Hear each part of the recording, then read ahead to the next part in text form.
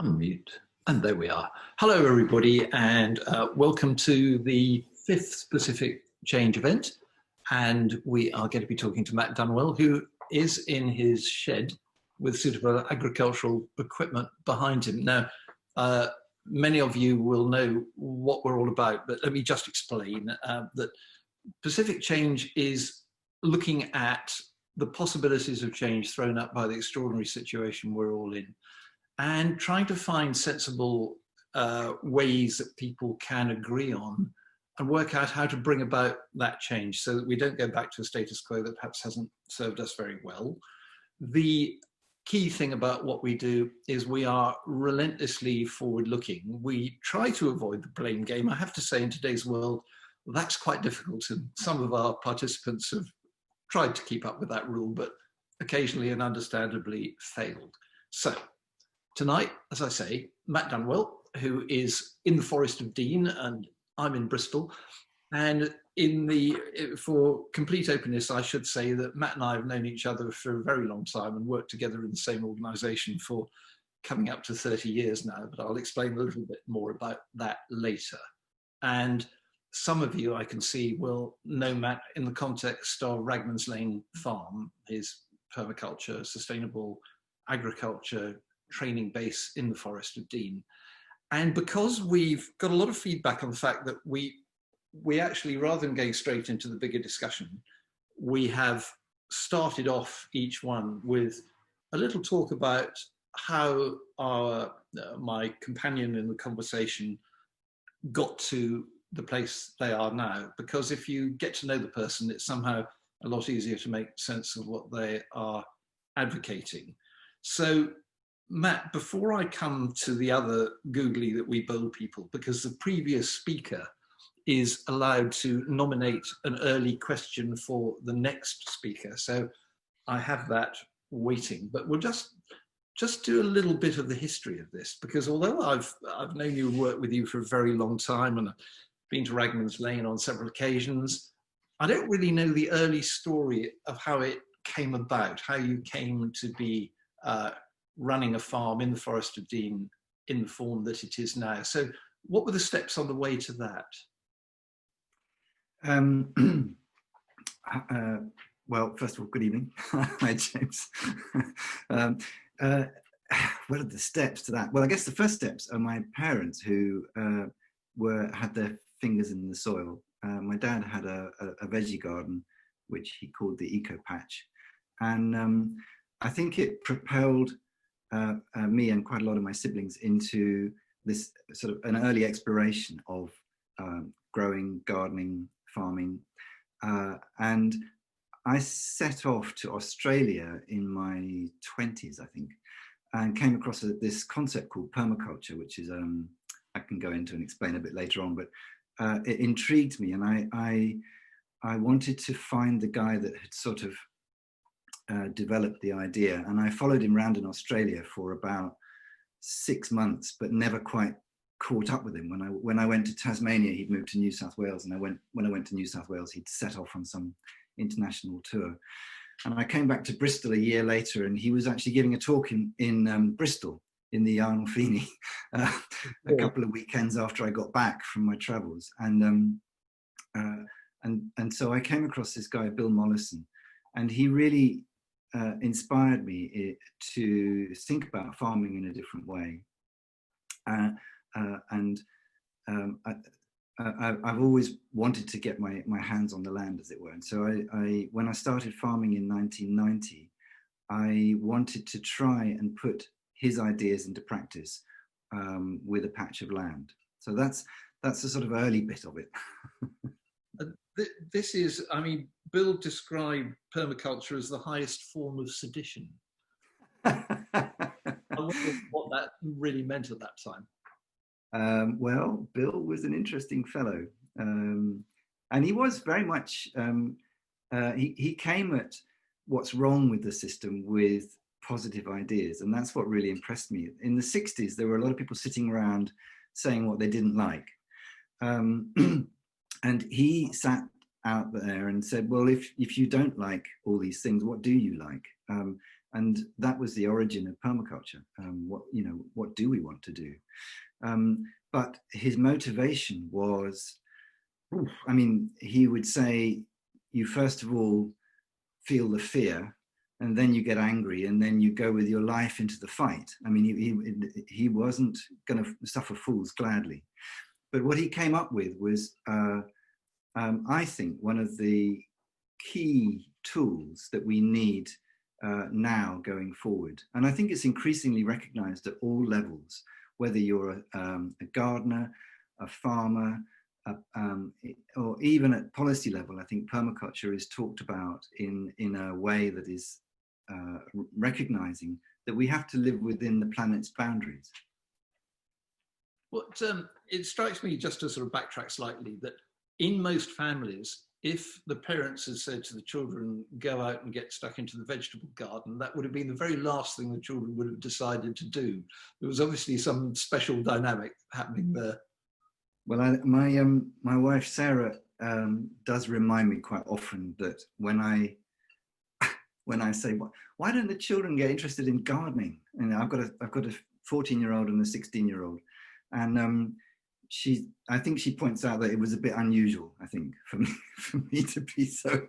I mean, I don't think I was gardening a lot when I was 14, but I think it's something that if you grow up with it, it seeps into your soul, and you come round to it later on. And I predict that my children will be growing vegetables when they're in their mid-30s. We're going to get onto the whole question of your relationship with the soil, but I just wanted to go back to Bill again, because, looking at Bill, who's sadly no longer with us, who was in Tasmania for a long time, wasn't he? There was a lovely quote about slugs and ducks. Can you remind us of that one? Yeah, I mean, the permaculture, there's lots of sort of permaculture lore, as it were. One of the things that he used to say is that you haven't got a slug problem. Gardeners are sort of tearing their hair out about slugs eating all their cabbages and stuff. He said, you haven't got a slug problem, you've got a shortage of ducks. And it was a way of him, he used to teach in sort of parables. So it was a way of him talking about systems thinking or holistic thinking. If you take a system out of balance, it's going to express itself. And the way that a system that's not diverse expresses itself, for instance, if you haven't got ducks, you get more of slugs because you haven't got the ducks to eat them. And that's just a very simple example, but people think that permaculture is really to do with gardening, but actually the systems thinking, I mean, it's a design-based systems thinking that's based on natural systems, and you can apply it to gardening, where you might do the sort of Charles Dowding thing of not digging the soil, and you can apply it to agriculture, where you might be talking about agroecology, growing diverse systems, or to architecture, where you're talking about natural building systems or passive house systems, or even economics, where you might be talking about circular economies and donut economics. So the principle of systems thinking, I think, is applicable across a wide range of disciplines. Can you cast your mind back to when you very first saw Ragman's and what that felt like? I said a lot of expletives because I had put aside Jan and I had put aside 3 years of looking for having a whole series of things that we were looking for. And on the second weekend of looking, we drove down this driveway, and I knew pretty much before we'd gone 20 feet onto the property that was the place that we were going to base ourselves. And that was exciting and terrifying at the same time. It's a lovely patch of land, and I think one of the things about Ragman's is that it's been enriched over the years by the fact that we've had a fairly open door to volunteers, to visitors. We've taught maybe 10 to 15 residential courses there every year for the last 30 years. So it's had a lot of people on the ground, and people turn up, and sometimes, mostly they're very nice about it. Sometimes they've got expectations that are very unreal and they leave disgruntled. Quite a lot of them kick the tires and they sort of go, why aren't you doing this? Why aren't you doing that? And that energy is actually part of the reason why Ragman's is diverse and has lots of ideas, because I sort of stand on the shoulders of all those people who've come along with ideas and offered them in goodwill to a patch of land that has been designed and experimented on probably more than most farms in the UK. One of the people who came to teach a course there, I think you said, had a sort of fundamental effect on you and Ragman's, and that was Jairo Restrepo. Now, I want you to tell people who don't already know about him a little bit in a moment, but we had a question emailed before this event started, which I will pitch at you about him after you've told us a little bit about him and the effect he had on you. Yeah, I mean, we've been very, very fortunate at Ragman's. We've had a lot of extraordinary people come through the place. And Jairo is a really good example of a series of happenstances that, and I was very unaware of this guy, but he's quite famous in South America. He was a government scientist in the 70s, originally from Colombia, but he was practicing in Brazil and working with a guy called Jose Lutzenberger, who at the time was the Environment Secretary of Brazil. And so Jairo was in the pesticides industry. He was in charge of making pesticides smell nice so that people could spray them on without feeling nauseous. A while into this sort of endeavor, he suddenly thought, my God, what am I doing? So he switched to looking at how we can build fertility and resilience into crops using organic and very low-tech methods that are accessible to smallholder farmers. But what he does is he brings his scientific training to that, which is what's really unusual. It's unusual to have somebody do the jump and then teach in organic, but what's really unusual is somebody who's very practical. So his style of teaching is very, very exciting, because he'll do a theoretical presentation on why you need to. I can see the geekometer might go up a bit here, so hold with me a bit. But he can do a presentation on why you need to take phosphates to phosphites and strip an oxygen atom off them in order to make them available to plants. And so he'd describe that in a chemical equation, and he'll say, look, I'll come outside and I'll show you how to do it. So you burn bones, and then you mix them with sawdust, and you heat them in a reducing flame so that the oxygen is stripped off and substituted with silicon. And you end up with a really useful fertilizer that the farmer can make himself with a 40-gallon drum and a pile of bones. And that really unlocks a whole series of things for small farmers. And the thing that really excites me about that is that, over the last 80 years, farmers have been disenfranchised by science. They've been they've been turned into more and more products are made for farmers that are simple to use, and you just follow the instructions on the tin. And I think it's disempowered farmers. Whereas what Jairo is talking about is the scientific theory and then the practical knowledge to actually then make your own products for farming, and it gives the farmers back their own sense of destiny, and it re-engages them with science, which is where they need to be. Well, that rather knocks on the head the question that was sent in, which is a slightly sort of cynical one, saying, look, I've looked on the Ragman's Lane website and there's this man Restrepo, so clearly they're anti-science. Well, that's a slight misunderstanding of the situation, you would say. It's a really good question, because I think permaculture is often labelled as a sort of Luddite endeavour, where we all go back to wearing sort of leather and eating turnips. And I think we need to really look at that quite carefully, because one of the things that's really exciting, particularly about high-res work, is that it's unlocking a whole series of discoveries about soil biology and what happens in the soil that we haven't really been focusing on with nearly enough interest. And actually that's where the cutting edge soil science, soil biology work is. Suddenly there are careers to be made looking at soil microbes, how they relate to gut microbes, and how we can look at building polycultures so that the root exudates from one plant can feed another plant. This is all really modern science. When I was at college, I was at university in Newcastle, we learned about soil chemistry and we learned about soil physics.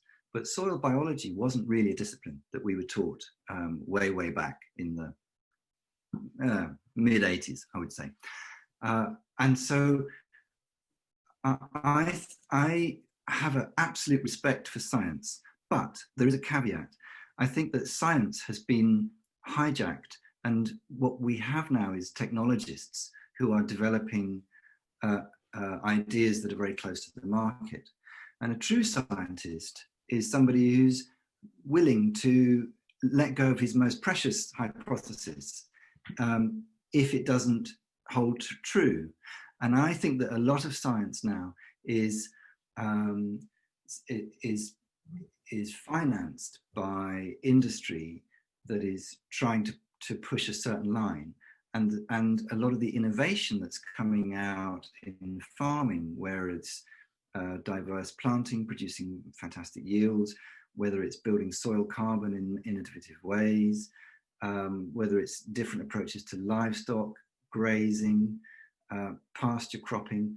These are all ideas that are coming from farmers. They're not coming from academia. And academia is now playing catch up, trying to say, okay, how do we relate to climate change policy? How do we get carbon back in the soil? Oh my goodness, there's this guy over here in Dakota that's doing amazing stuff. Let's go and have a look at what he's doing.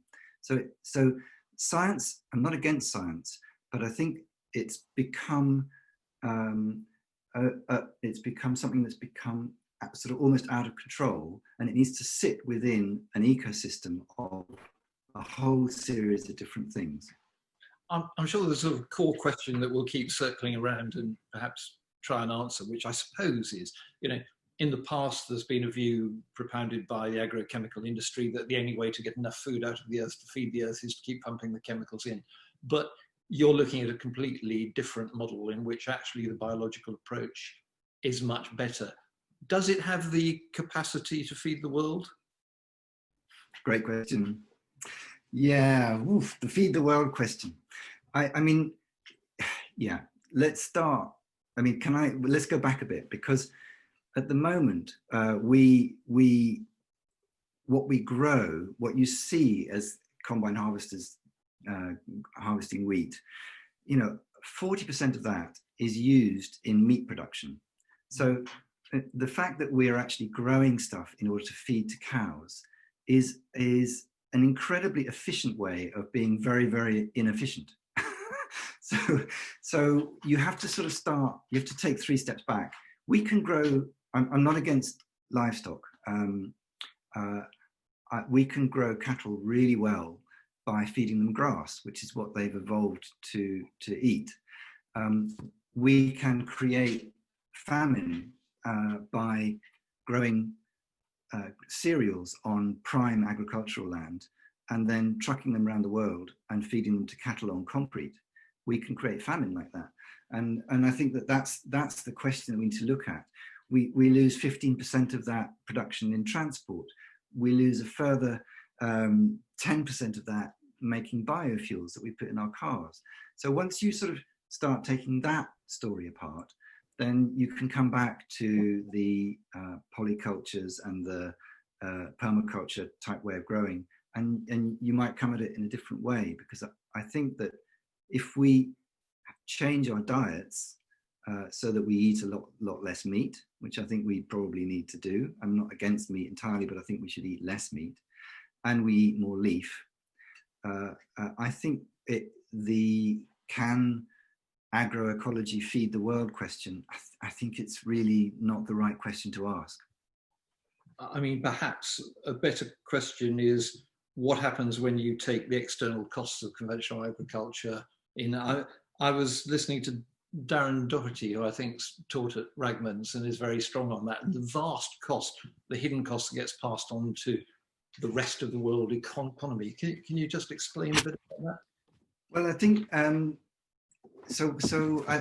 well, one of the things that is interesting to look at is the true cost of food. There's a guy called Pavan Sukhdev, who I've worked with a little bit. He's a fantastic economist.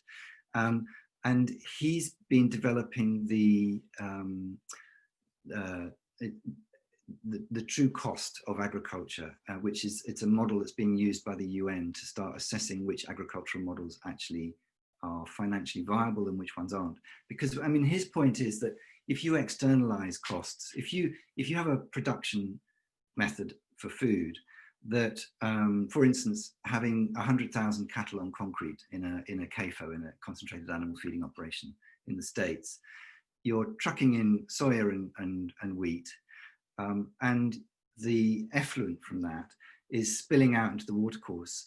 So you've got soils degrading on one hand, you've got water pollution on the other hand. The farmer is making a profit, but increasingly what we've got is the privatization of profits and the socialization of costs. In other words, society has to pick up the cost of producing food in that way, and whereas private business takes the profit from it.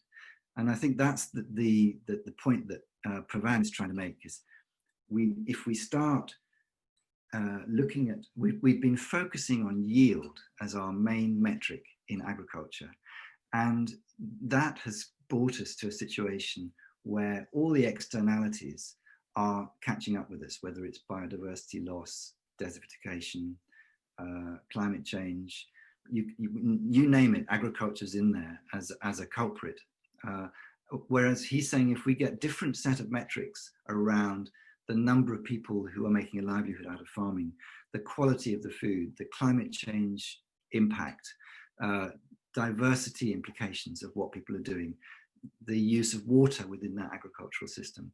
If we can create incentives for a different kind of agriculture, instead of agriculture being one of the main contributors to climate change, it can actually be a solution to climate change. And there's a really good news story there. We can have productive landscapes that are actually locking in carbon back into our soils again. Is that achievable on a timescale sufficiently fast if everybody put their mind to it to head off the looming problems? There are lots of claims about this, so I've got to be a bit careful here. I actually think that I'm really hopeful that if we could get proper leadership in this sphere, we could have a massive impact. I think the impact of soil in terms of locking in carbon is underestimated by conventional science. And I actually, because I scoot around the place in different conferences, and I happened to sit down with somebody who was giving the main keynote speech about the capacity of soils to absorb carbon. And we had a really interesting conversation because she in the end, she was saying the measurements that they're using are all in the top 20 centimeters. So they're measuring organic matter in the top 20 centimeters of soil, and the calculations about how much carbon you can get into the soil are based on those metrics. And okay, this is going to get a little bit geeky here, so hold on, right? So there's two ways of building organic matter in soil. One is to put a whole load of stuff on the top and it all rots down. And as it rots down, the carbon goes into the soil. And that tends to stay in the top 20 centimeters. But the other way is to increase the photosynthesis in the soil.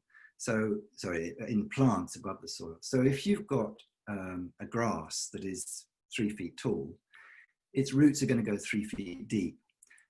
And there's something really, really spectacular that happens with plants that I'm not sure that is common knowledge, but so bear with me. So what happens is that you're taught at school is that the sunshine falls on the leaf of the plant, and then the leaf converts the sunshine and takes the carbon dioxide, joins it with water, and it makes a carbohydrate, makes sugars.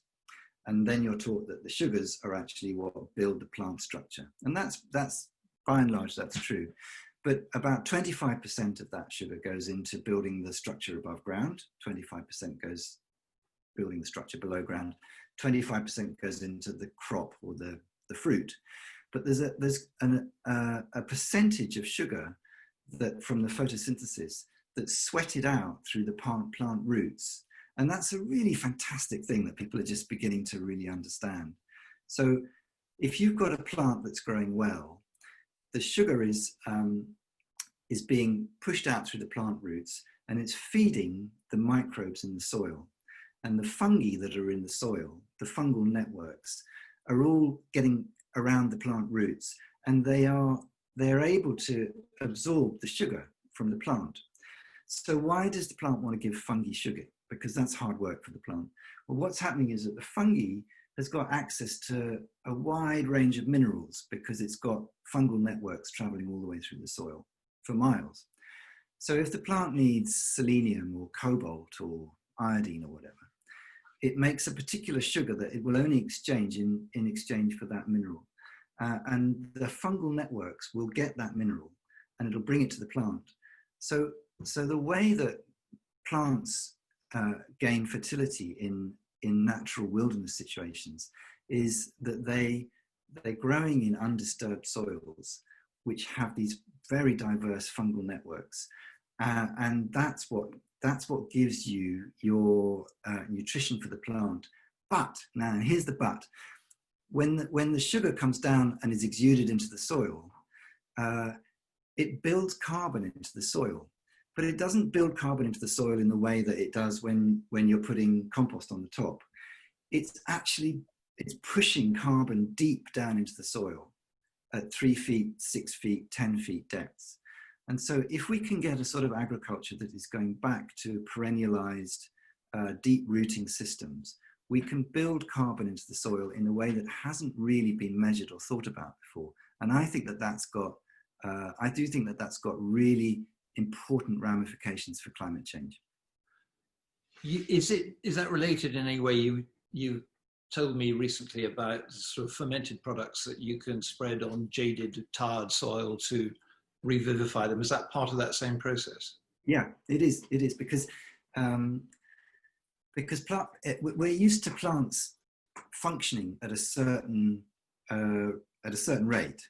The normalized agricultural landscape that we look at is actually pretty clapped out, and so what you can do is you can give agricultural landscapes a tonic, which is can be a mixture of soil biology and also minerals, and the way that we do that at Raglan's is this is the teaching that Hira's been going on about, really, which is to take the biology from a forest floor or from the gut of a cow. So you just take a raw cow pat and you ferment with that. You ferment rock dust, or if you want to be really specific and you know that you've got a boron deficiency so at the moment the orchards at Raglan's have got boron and molybdenum deficiency. So we can buy those salts off eBay. You can buy like a bag of salts or borax or whatever, and you can put that into your ferment. And what that does is it actually the molybdenum sulfate is, instead of just spreading it out on the ground, which is how conventionally it's done, it's taken in by the ferment, the biology. If you can imagine all sorts of critters in the barrel are going to absorb that, and then they're going to go through their life cycle, be killed, eaten by another one, eaten by another one. And by the time you've done your 30-day fermentation, you've got the element that you want to feed your plant in a digestible form for the plant, and you spray that on as a foliar spray. So you can use tiny, tiny amounts of these salts to have a fertility effect on your crop, because you're giving them biology and minerals in little doses. We're going to go on to the sort of the international spread of this thinking through the Global Alliance, but just on the UK, you know, are you getting any traction with people that can make decisions at a government level about the value of this approach? The government level. I'm going to be positive. I mean, I prefer to work with farmers, and I am working with small farmers and one quite large farmer who's in charge of 5,000 acres, and that's been really interesting to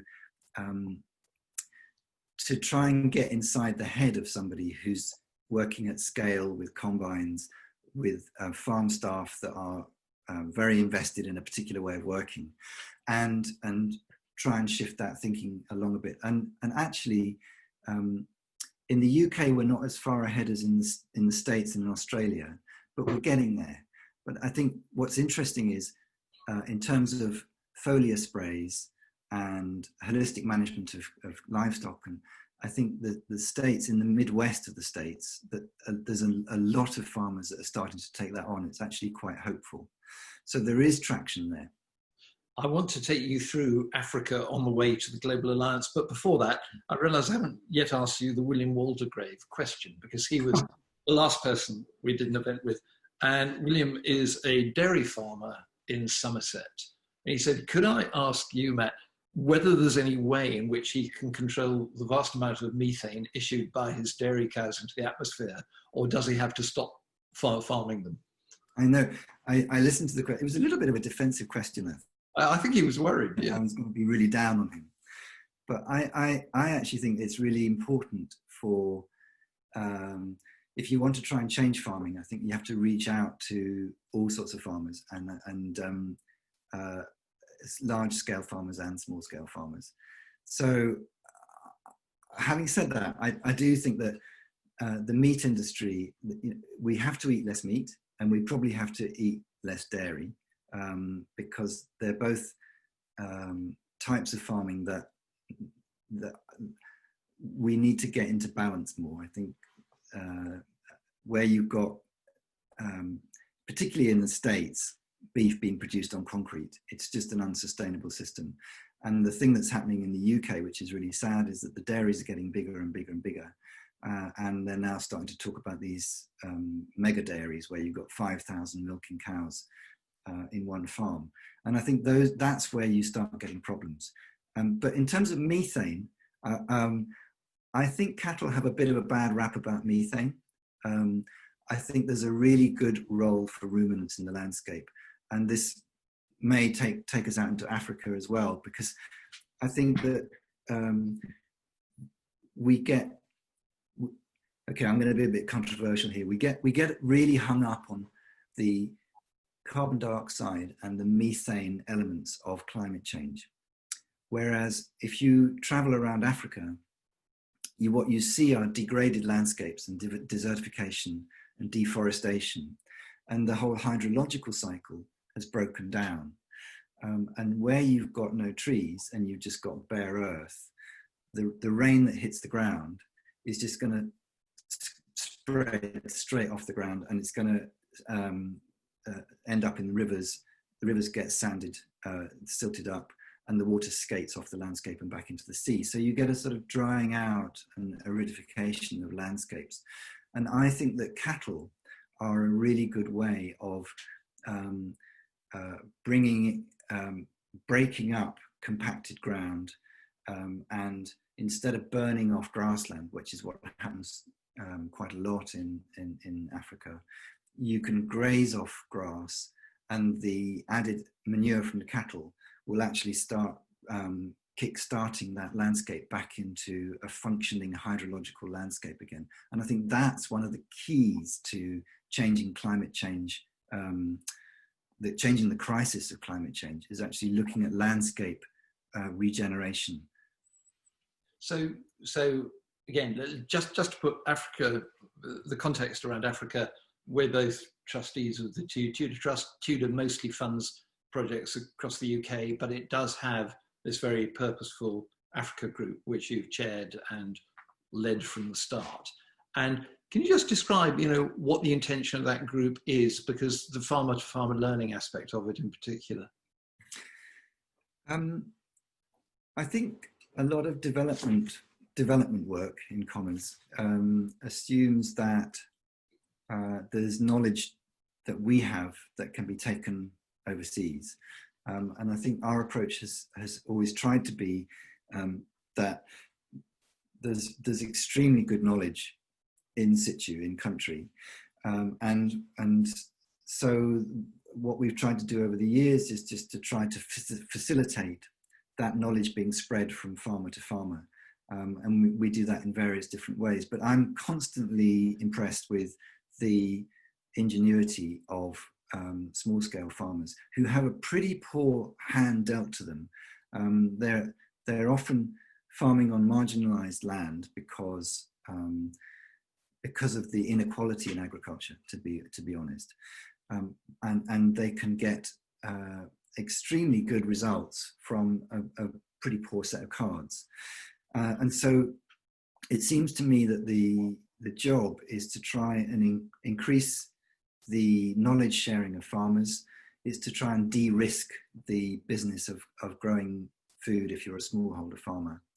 And there is also another aspect, which is to try and counter the policies that are actually holding smallholder farmers in a vice, which are to do with land tenure, they're to do with seed laws, where hybrid seeds are coming in and actually it's illegal for farmers to save and trade their own seeds. These things all need challenging as well. So that's partly what we're up to. And that's been very successful. But as you said on the way into that, the water harvesting is a real game-changing part of that. But yeah. Yeah, no, I think that there's to give an example of the good news aspect of this. I mean, we don't hear enough good news these days, I don't think. But in India, for instance, there's an organization that used to be called Zero Budget Natural Farming, but it's now Community Managed Natural Farming. And it's a really great story. There's a guy there that was working with keeping the ground covered, working with biofertilizers, doing diverse planting, and working with smallholder farmers. And he developed this system over a period of about 10 years. And there was a civil servant called Vijay Kumar in Andhra Pradesh. And he wasn't interested in agriculture, but as the head of the cabinet in the state, he noticed that the suicides in that region was going down. So from a socioeconomic point of view, he thought, oh, there's something interesting going on here. And he started to support the teaching of this at scale. And they measured the effect of it in terms of suicide, access to primary school, access to healthcare. In other words, the amount of money that smallholders have in their pocket. The program now is aiming at 6 million farmers, and the whole of the state of Andhra Pradesh has a budget line to try and encourage this, because it's absolutely crystal clear to them that if they can support a low input agricultural system that doesn't take farmers into debt, that respects the laws of nature, and that is intelligent about how it uses its inputs and its outputs, they can maintain and increase, in some cases, the yield, but they can get farmers to climb out of debt. And for them, that's an absolute no-brainer. So that's become the sort of poster child of small-scale biofertilizer industry, I suppose. And you have an extraordinary human asset in Africa who works very hard with you, John Wilson, who I has. do. But somewhere along the way, what it was about 8 years ago that the Global Alliance for the Future of Food was set up and found its way to you and John. And I realised I don't exactly know how that happened. Can you tell us about that? Yeah, no, very briefly. I mean, the origins of the Global Alliance, it was actually Patrick Holden, who runs the Sustainable Food Trust in Bristol, rang me up and said, there are a few people who are involved in the funding world who want to get together and talk about the future of food. and I spent 2 days, and within the Global Alliance, I am literally Piglet. I'm just like running around going, I have no idea what these guys, they're all quite high-powered people, and they all spend their lives in international conferences. But I was really surprised at the end of 2 days, I'd come, because these are big foundations, the people like Kellogg's, Rockefeller, and I'd come with a set of prejudices, which were, my experience of these people is that I think they're probably no good. But I was really struck after 2 days of the genuine questioning of quite large foundations, quite a lot of American foundations, who were turning up and they were saying, look, the food industry is bust, it's broken. Business as usual doesn't work. We have to get together and we have to try and work out if we can contribute to the narrative on this and see what we can bring to the table. And so I got involved early on in setting up the Global Alliance, which is now a network of, I think, 28 foundations from most parts of the world, but predominantly US foundations. It's been an interesting story. What's its potential, do you think, in terms of really making change happen?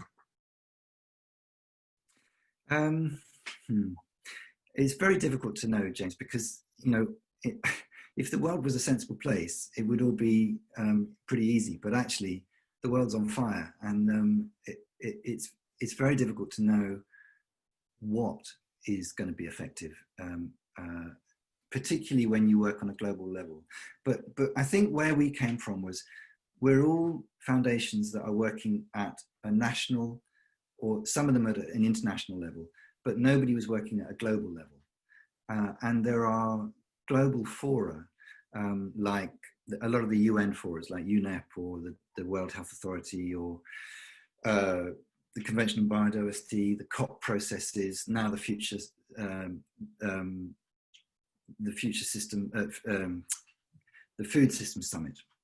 And so these are all UN processes that are where quite a lot of international policy gets melded.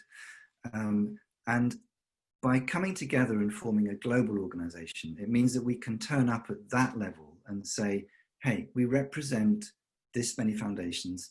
This represents such a lot of, so many people on the ground who are doing work. And we can commission research, we can produce reports, and we can convene quite large conferences where we can get extremely interesting people together with policymakers. And the key is we can bring in the quiet voices that never get heard. So the people that we work with on the ground are suddenly sitting on the same panel as quite heavyweight policymakers. And I think that is a really interesting contribution to trying to work out a new narrative for the food system. We had another question in before the event, which is about the age profile, I suppose, of the change makers in this, and comparing it to the Greta Thunberg more general, environmental movement. That the perception was, I think, behind the question, that in this very important area about agriculture, it's more of the older people who are leading the way. Is that true, or is there a sort of really vigorous youth push behind this? There's a great story around the Oxford Farming Conference, which is the I suppose the conventional farming industry has a conference every year in Oxford, and about 8 or 9 years ago, I think, a group of sort of slightly alternative types thought, let's have a real let's have a real farming conference in Oxford at the same time. So they booked a little room and they sort of made a point of having it at the same time on the same date. And the next year it was 50 people, and the next year it was 200 people, and the year after that it was 500 people. And within 4 years it was bigger than the conventional farming conference. And now I think it's 1,600 people, and there's a waiting list of 1,600. And it's mostly, well, it's not mostly, I think it's a really good diversity of age. There are young people there, a lot of young people who are doing box schemes, who are doing urban growing schemes, who are doing innovative marketing schemes. And the energy in the real Oxford Farming Conference is fantastic. It's the beginning of the year for me, and it's a real affirmation. And that's a young energy, because in farming, the average age of a farmer now, I think, is something scary like 67. The average age is 67. And so we need that young blood in there. And I think that there are a lot of people who are coming into farming now who are seeing that. So for instance, at Ragman's, we have Craig and Becky who grow vegetables on about half an acre of land. We rent them an acre and a half, but the actual land under cultivation is about half an acre. He makes £30,000 off that a year, and he's about to start running courses this winter, saying to people, look, if you want to go into a pretty secure living in the future, here's a way. You don't need a lot of land. You don't even need to own the land. There's a lot of places where half an acre of land could be rented for £150 a year. And this is how you can turn that land into a living that's secure. It's hard. I'm not saying it's easy, but there are a lot of young people who are out there that are interested in that sort of lifestyle. That's very good to hear. There is another question which says, are there key women in this work, particularly in Africa, where traditionally women work the land as well as at policy level? Yeah, that's a really good question. There are women. The women are doing a lot of the work, so, but that's not behind the question. I think there was, for instance, there was Wangari Maathai, who was a fantastic role model and won the Nobel Peace Prize. And it was an honor to know her and do a little bit of work with her.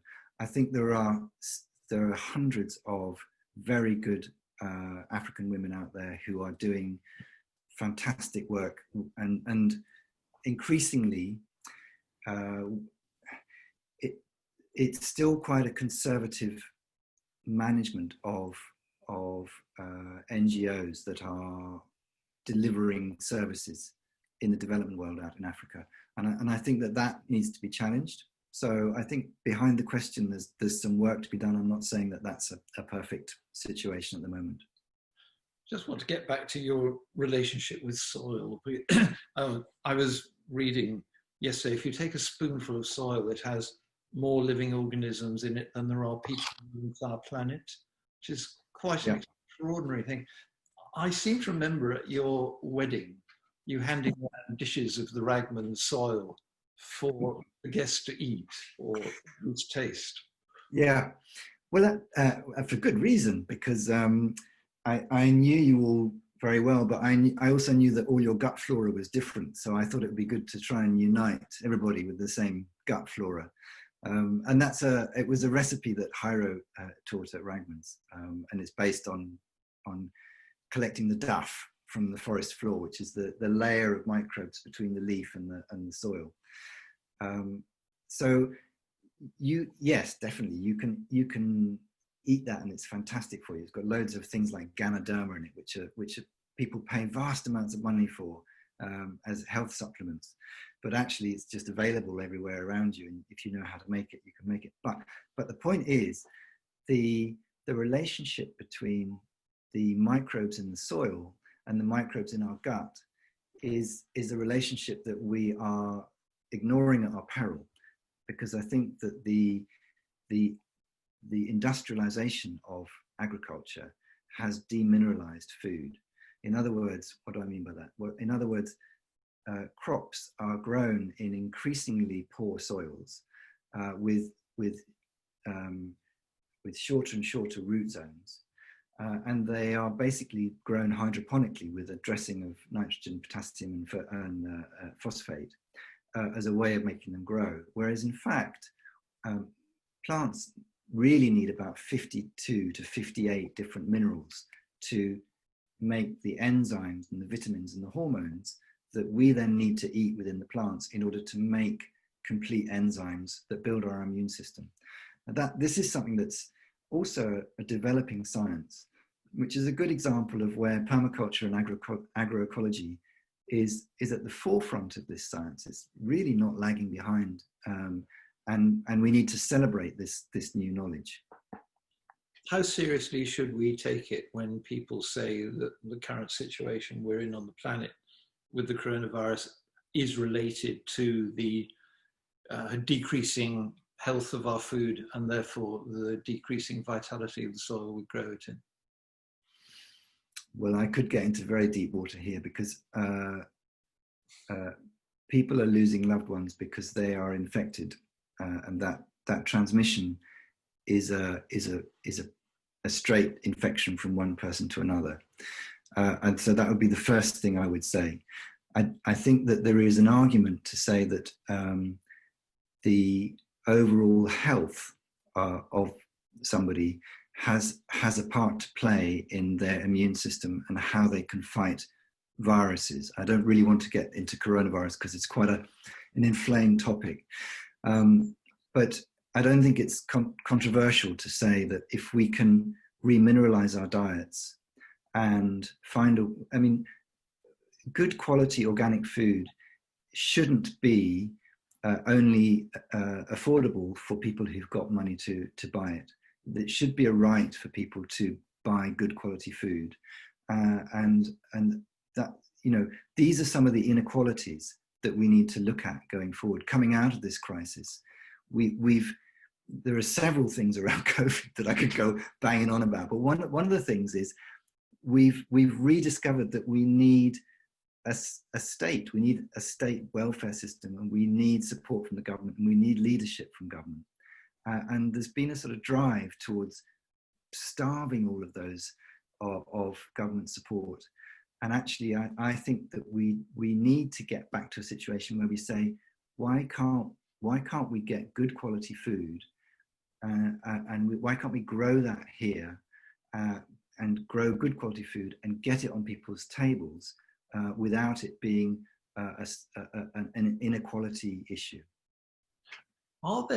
Is there anybody anywhere in a position of influence working on the question of how you bring that about? Because that's a problem of commerce and geography, isn't it? How would you get shops into really disadvantaged areas that have access to and see a point in selling that food? And how do you create the demand for it through an education process or whatever? Yeah. Seems a very complex thing to solve. I think you can start from various different places, but for me, that's one of the interesting bits of work of the Global Alliance, is if you can sit down with a policymaker and say, look, this is what we need. And there's this thing where as soon as you start regulating stuff, people say, oh, this is the nanny state. But actually what we've got at the moment is it depends what nanny you want. We've got a bad nanny at the moment, and we need a good nanny, okay? So we've got to go Mary Poppins with this. We are paying farmers with perverse subsidies to produce crops that are bad for us. So the sugar industry is a really good example where it's subsidized at point of production, it's taxed at point of consumption, and it contributes to, it's about 10% of the NHS budget is dealing with type 2 diabetes. So if you can sit down with the policymaker and say, hey, look, we could save a lot of money by growing good food and not have the population in such ill health. Those two things need to come together. It's not rocket science. It's very complex to try and do it, but the principles are very, very simple. We need to look at where the true cost of food is going to produce good quality food, and where with the externalities in the agriculture industry are producing these other costs that I talked before about. We socialize the cost so society has to pick that up and pay for it in the NHS, whereas the agricultural supply industry is making money out of the perverse subsidies. Yeah, absolutely. We're getting near the end and my final three questions, but I just wondered how, there you are at Ragman's, you're not able to run courses at the moment, obviously. For a start, I guess that must feel quite sad. And do you have any timetable in mind of when you might be able to do that again? We are slowly opening up to having people visiting the farm as soon as it's legal. I think in terms of the model of having residential courses, we have pretty low-tech bunkhouse accommodation. So there's a bit of an existential crisis for organizations like Ragman's. We're taking some of the teaching online, and that's really interesting because it actually pushes it out to a much, much wider audience. But part of the course experience at Ragman's is actually being there, and we're still trying to get our heads around that, to be honest. Okay, well, before we move on to the end questions, I've just noticed that one of the people in the audience is Dilo Milne, who is an architect who doesn't know yet, but we're going to ask a little team of future-looking architects to come and look at the built environment in the context of where the future lies. Now, Matt, you're going to cheat on this because you know that we ask three standard questions at the end because you've been there and listened to it. So the first of those really, and I find the answers to these really interesting. The first is, what is it? What thing? What piece of art? What piece of music? Whatever. What's given you sort of unexpected solace during this lockdown period? Well, I mean, I suppose I go to the natural world. A bit of a cop-out answer from me, but I have actually been startled, I think is the right word. I've been startled this spring by the intensity of this spring. And I think rural lockdown is a different ballgame from urban lockdown. So straight away, I've got to sort of fess up. I've got a garden and I'm able to get outside, and that has made a big difference to lockdown. But it just seems like the intensity of the colours, the blue sky without any airplane trails or anything like that, and the insistency of the bird song. I don't know, maybe it's because everything's holding its breath, but it feels like nature's sort of going, yeah, and that's been fantastic. I've just loved every minute of that. And then the question of, what is the unexpected emotion that's hit you at some point during this, something that surprised you? Well, I suppose I've always thought that I was preparing for something like this all my life, and actually, if I'm honest, the thing that's really surprised me is how unprepared and unready I was for all of this stuff. I've taken to sitting in a dark room like other people. I've experienced sort of lots of anxiety, and it's been a very leveling experience for me, actually, because I had somehow, if I'm really honest, in the back of my mind, I thought, I'm going to be able to cope with this better than everybody else. And actually, I haven't. And then there's the baton question. I'm going to cheat slightly here because we're not entirely sure who the next person who's going to be in your seat is, but we actually, it could be Peter Lippman, who you know very well. We're going to assume it is, and if it's not, I'll ring you up and get a question for the next person who it actually is. But if you would, for a start, perhaps you could just take a minute to tell people listening who may not know about him a little bit of why we've got Peter in the seat. Well, there's a spinning ball. It's a one to answer. Peter Lippman. Answer well, he's co-founder of the Transition Network. He's co-director of Sustrans, was anyway, and he's got a breadth of experience. I think he'd be fantastic to talk to in terms of good ideas going forward. He's plugged into all sorts of ideas around, from growing agroecology to economics and policy as well. So, and he very rarely wears long trousers. People really need to know that about him. So if you see the top half of him on your screen, assume he's got shorts on, even though it might, you know, even if it was December, he'd still have shorts on. In fact, I think you ought to ask him to get up. So my question would be, Peter, would you please stand up? Yeah. Okay, I'll try that. He's also immensely tall. Peter. Anyway, we will let everybody know whether he is the next one. If not, we do have, it's a question of juggling the next 2 weeks, so we'll be back to you. But Matt, thank you so much. That was a real delight, and I enjoyed every second of it. So thank you for going out to your shed, and I'm sure you can take that fork and that spade off the wall sometimes. Well, also, James, it's great what you're doing as well. It's a really great idea, and I hope that it builds and builds and builds, because this sort of positive, and also not talking to people like me who aren't necessarily expert in anything. I think if you're looking for new ideas, it's great what you're doing. It's fantastic. So well, I will just come back on that, because I know you're a very modest man and you always regard yourself as an enabler of other people, but you have accumulated impressive expertise over the years, and I think the audience would agree with that. That's very kind. So thank you very much. I'll be talking to you soon, and to the audience, thank you all for listening. Bye-bye.